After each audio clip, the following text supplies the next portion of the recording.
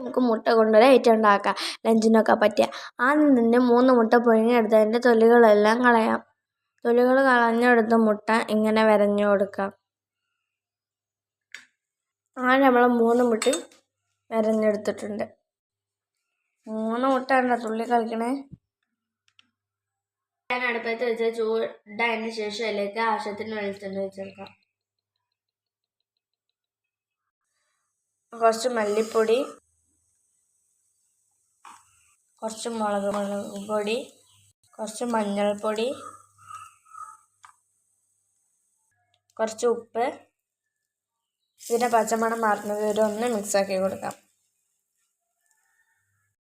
ഒന്ന് ചൂടാക്കിയാൽ മസാല കരിഞ്ഞ പോലെ നോക്കണം കേട്ടോ. പിന്നെ ഒരു വെളുത്തുള്ളി ചതച്ചതോ